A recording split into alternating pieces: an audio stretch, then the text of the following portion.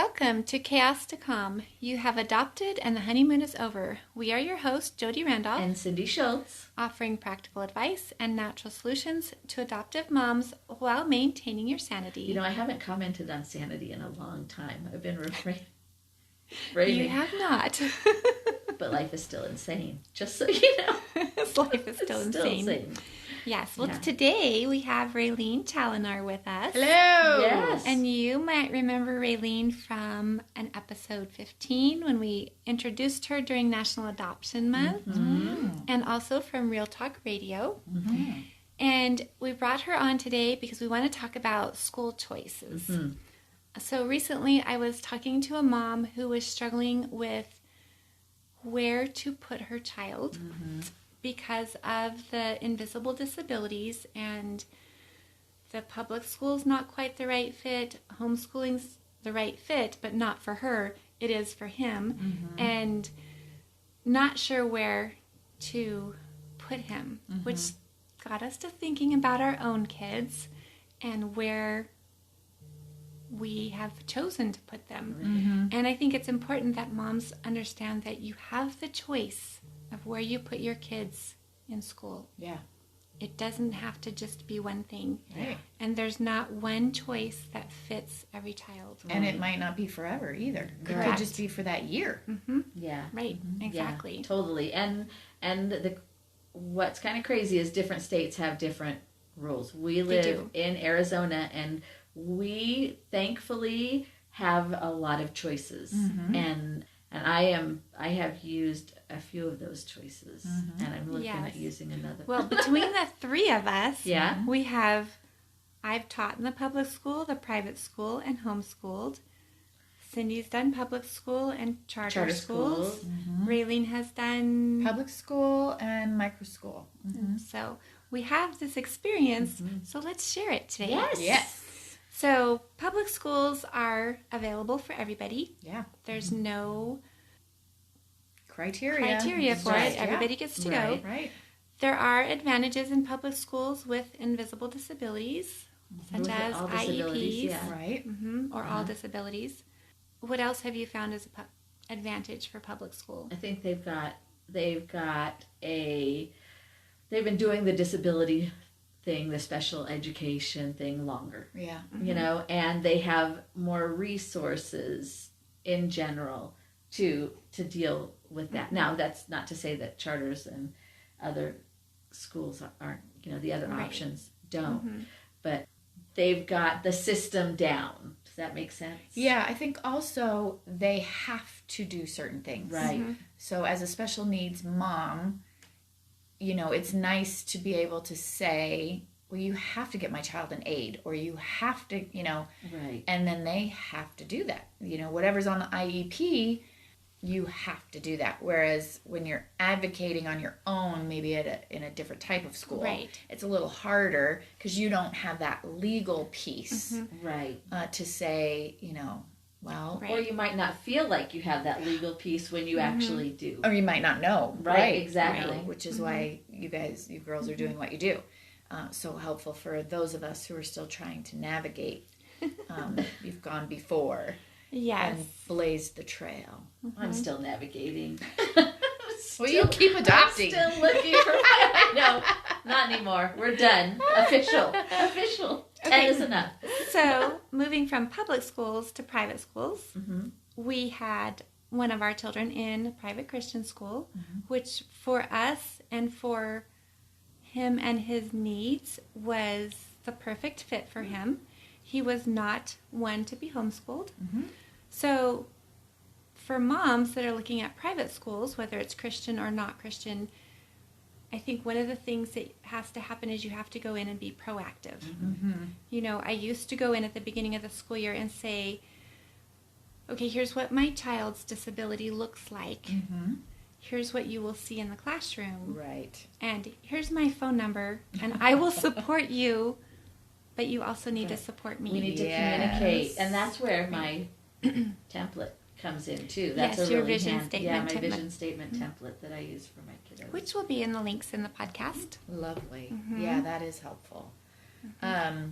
Yes, I think for private school, just having, I personally was in a private school from preschool all the way through college. I think it's very helpful to give a heads up, especially you had mentioned for the non-visible. Right, especially for the invisible invisible disability. Yes. Because your children look typical, but their thinking may not be that in that spot. And many times the teachers and the administrators in the private school are willing to work with you and to support you because they want your child to be successful as well. Lots of times private schools offer smaller classrooms, which is beneficial. You know, public school classrooms are a little bit larger. So those are my thoughts on the private school. You may need to help educate them a little bit more. You will. You know, you'll have to provide some resources and stuff because they don't do it, you know, as much. Yes, you will have to absolutely help educate them as moms. So as moms, have your own research already done and have your list of, you know, my, it's not mine, it's somebody else's, but the FAS chart that I have on my website that can help with those invisible disabilities for moms who are dealing with kids with FASD and other invisible disabilities, to be able to take that chart to the teacher with little check marks saying, this is what you're going to see from my child. Yes, which I have done. I did that in our public school. And did you find it beneficial? Yes. And even for our special education resource teacher, he found that very helpful. That's good. Because it's it's not well known that all these things fall underneath fetal alcohol syndrome or you know, and it might be diagnosed as just trauma or autism or ADHD or whatever. Right. A lot of the disabilities kind of dovetail. They do interlap. And I think having that chart that somebody else made that they can see gives a little bit of credibility to what you're talking about as a mom. You should link that in your in the show notes. It's in my freebies. Yay! My free resources. Okay, so then homeschooling is another choice. God bless you. God bless. Yeah, not for me. COVID. That was enough homeschooling for me. God bless you all. I thought about that with my firstborn. Okay, I had one child. And I was like, there's absolutely no way I can spend all day with him. There is no way. Well, homeschooling is not for everybody. I absolutely loved homeschooling, and my girls loved homeschooling. But it wasn't for my son. Right. And it's not for all moms. Right. So if you try homeschooling and it's just not working, don't feel bad. Yeah. You just know a way that's not going to work Ralene for and you I and are on your family. side. Yes. Yes. But homeschooling offers the opportunity for your child to have that individual instruction and that individual ability to move at their own pace. And a lot of homeschool moms get pulled into the idea that my child has to be in a certain spot at a certain time. That's not true. No. You can move at your own pace, still get curriculum done, and there's so much learning that can be done outside of books that is learning that sticks a long time. Yeah. Right. So many states are not as easy to homeschool in as Arizona, so you need to find out what your requirements are for those states. And I will try to find a link for those state requirements because it's out there. I've seen it in the homeschool group. So I will link that in the podcast. But that is another option. And then Ralene is doing microschooling. Can you tell us about that? Yeah. Okay, so during COVID, and this kind of surge in microschools happened. They've been out there. I had never heard of them. Me either. Yeah, but they've been around. Freedom Prep here in Arizona has been around, I want to say 25, 30 years. Oh, wow. Yeah. But the one we were with just happened to kind of boom. I really feel like because of who was marketing them, they just kind of like, jumped up to the forefront. And so I thought, well, I'll use my kids as guinea pigs, and we put them in there, and they thrived. Micro school is just like it sounds. It's a small school. One room, kind of the whole schoolhouse concept, where you have a group of students who might be in different grades, but even developmentally, it's kind of fluid. So, for instance, my son, who has special needs, is going into the 8th grade, but still doing 2nd, 3rd grade work. So for him, it's perfect because we can tailor the curriculum just to his needs, and it's private, it's online. It's between him and his computer, what he's doing, what he's working on. Versus while we loved our public school, he was being pulled out. And he, and there's still that inclusion, non-inclusion. How do we do it? They're still working it out, and they're trying to navigate that the best they can. But for him, it was very hard to be pulled out of whatever fun was going on. Exactly. For him to do his therapies and things. So for this, it suits his needs perfectly. Nobody really knows what curriculum he's doing, and so it's mostly online. Most of the micro schools are 10 students and smaller. Most micro schools are in homes, actually. We're unique that we have found a place that have opened up a classroom for us. So I think you're going to see that more and more. Yeah. But right now we're unique to that. Most micro schools are in homes. You as the parent choose the curriculum. Each micro school is different in who kind of their umbrella is. So for our micro school, we're under Freedom Prep, but there are several other public charters that are the umbrella. Right. So it is considered a public charter school. As a guide, I am subcontracted by that charter.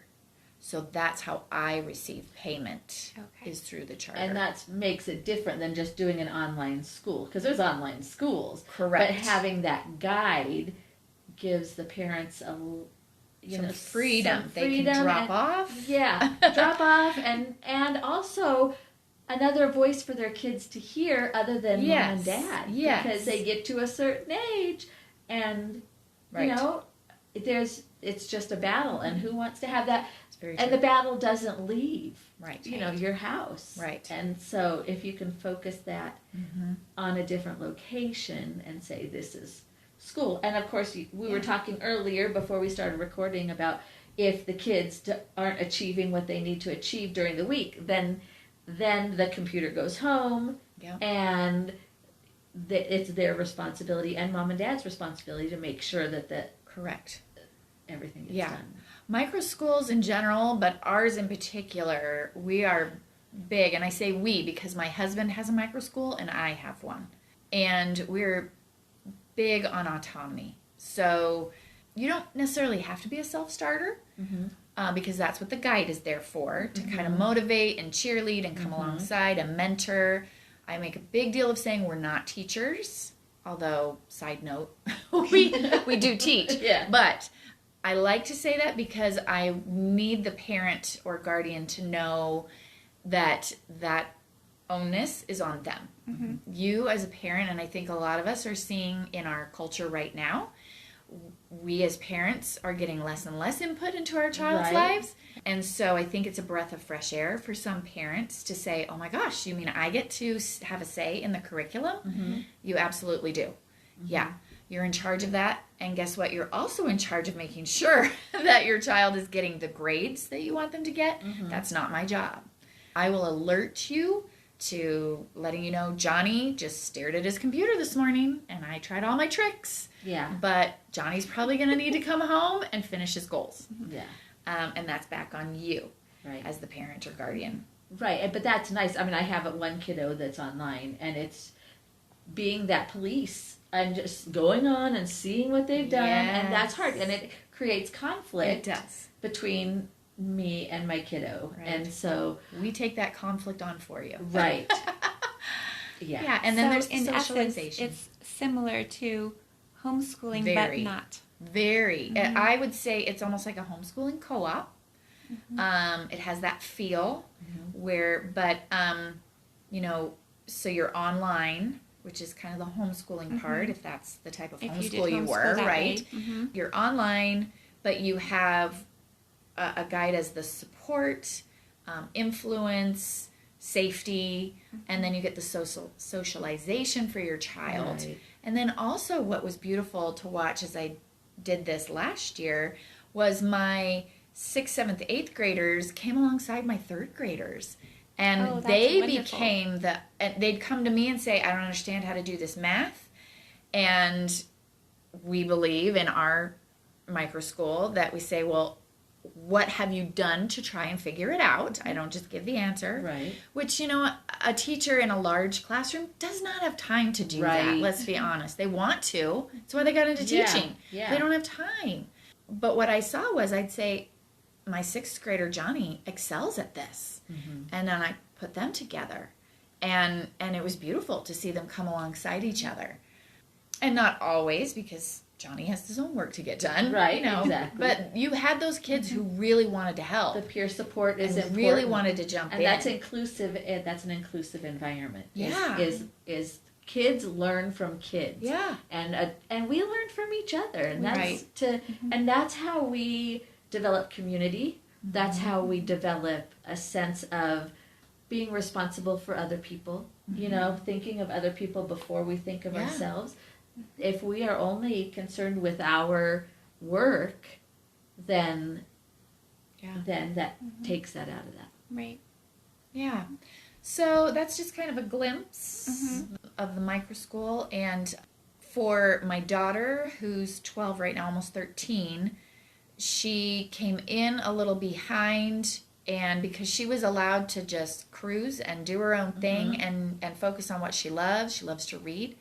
She's now going into 10th grade reading, even though she's going into, 7th grade. Right. And then math, she's right on target. She's not, going ahead in math. That's just not her thing. And then because she felt behind, she would bring her computer home, and on break, she'd just do an hour in the morning and stayed right on target without me motivating, without me saying anything.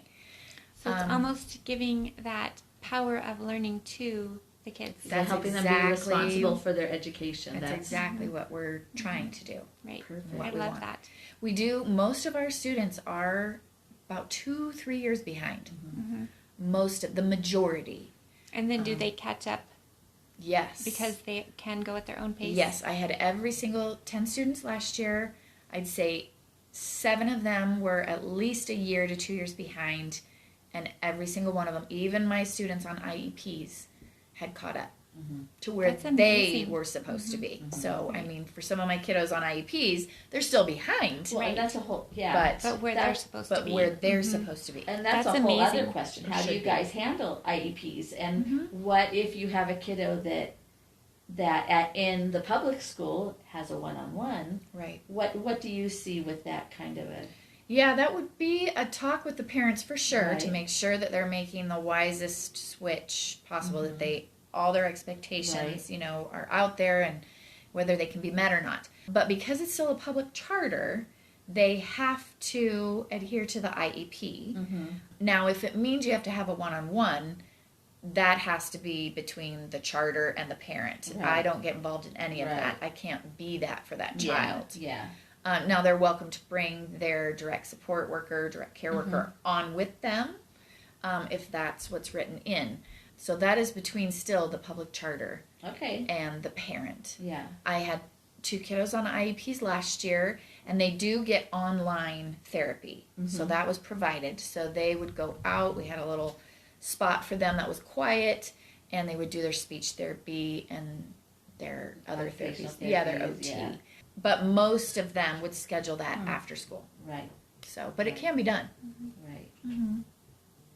That's great. That is interesting. Yeah. So there are several different options that moms can choose from. We've got public school, private schools, charter schools, micro schools, and homeschooling. So as you're thinking about where is the best fit for your child, we need to pray about it. Yeah. We need to do our research. Yeah. And just wait for that peace that God gives you on where the right fit is.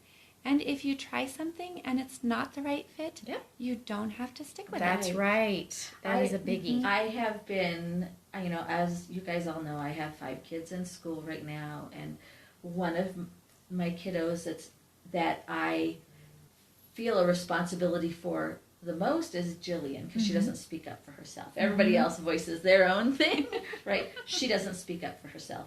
And every year I'm just going, what do I do? Am I doing the right thing? And let me tell you, I've been praying, and she has had these 2 sweet friends since the 4th grade, and she's a sophomore this year. And those 2 girls they asked to come spend the night. They're typical. And they asked to come spend the night the other night. And they were all 3 girls were comparing their schedule, and they all have lunch together. Well, last year, Jillian had an aide that would take her to the lunch line, and then Jillian, they would bring her in early so she wouldn't have the stress, and then Jillian would sit down, and then no one would sit with her because her friends either were already with other friends or whatever. Right. This year, these 2 girls have already said, we're going to meet up at this one tree. They buy lunch just like she does, and so she's not going to even need an aide during lunch. And so I know that she's in a public high school. I know that that's where she's supposed to be. Right. But so definitely when you said something about praying, pray. And then look for how God's answering. Right. Because he promises, he will provide our need. And I think so many times we go to like our physical need, Lord, you're going to provide my shelter. You're going to provide the food. But I'm seeing it's so much wider than that. Yeah. It's Jillian, him providing the friends for lunch. Yeah. You know what I mean? Those are the things he will, he'll provide. Yeah. I remember when I was trying to make the choice to homeschool when my daughter was in kindergarten, and having taught school for 10 years and several different grades, I knew what I was doing, but the idea of, what if I mess up? Right, the responsibility. I mean, I guess I was never worried about messing up someone else's child. But this was mine. Yeah. And what if I mess up? And my husband said words that have stuck with me forever. He said, so you try it one year. He says, we just reevaluate each year. Yes. She graduated from the Randolph Academy homeschool, Right. So, because we just took it year by year. And I think no matter what school area that you're in, public, charter, private, homeschooling, if you take it year by year, God's going to show you whether it's time to put them back in school, whether it's time to just keep them in homeschool or charter school or wherever. And as our kids get older, they can have some of a voice. Exactly. Maybe not all. Right. Exactly. I know my daughter really wants to go. She'll say, oh, Mom, I want to go to a big school. Well, why? Well, because it looks fun, right? Okay, so you don't really get the choice. Yeah. Just because you want a locker doesn't mean we're going to switch schools. But, as they get older, they can have some input in that, whether they feel comfortable or not. And that's important. Yeah. But as the moms and dads, we still get to make that final choice. Absolutely.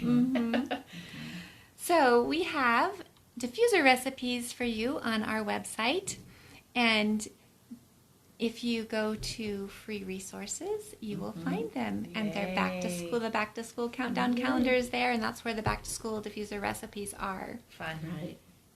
And our Bible verse for the day is 1 Corinthians 14:33. God is not a God of confusion, but of peace. Right. Okay, I just got goosebumps. Yeah. I love that verse. What an easy verse. That's simple. Good. Just, am I confused right now? Right. This is not of the Lord. Take a step. Right. Right. Yep. And pray for that peace. Right. Because God will show you. He will put the peace in your heart. Yes, He will. He will. And it might look like, having a large family like mine, what's right for one kid isn't going to be right for another kid. That's very true. So, I as much as I want to move them all to a micro school, I don't know who's going to benefit from that and why. So right. Well, it's kind of like the same thing. I wanted to homeschool all of mine, but one of them wasn't a homeschooling personality. Right. And that's So, that is good. Mm-hmm. Yeah. That is good. God meant it that way. That's right. So, it's good. All right, let's pray. Dear Jesus, thank you so much for this day and for the opportunity to share with moms about school choices and to have Ralene here. And I thank you for the kids that you have put in our lives, the struggles that they have and the blessings that they bring through those struggles and because of those struggles. And I pray that you will be with the moms that are listening, help them to make the choices that you want them to make for their children and the school year going forward.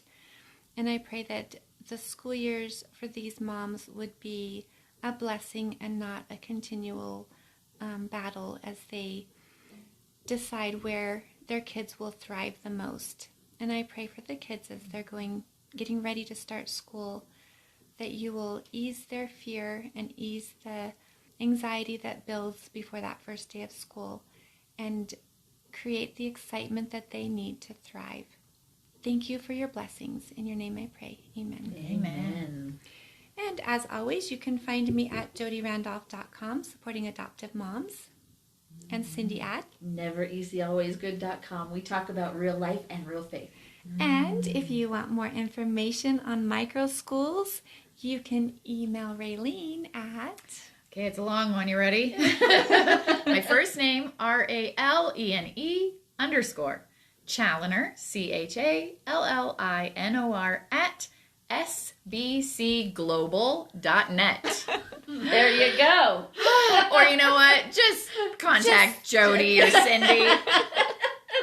They'll get you to me. Oh, but I will put that in the podcast notes so people can find you. Link. Yeah, find the link. Find the link in the podcast notes.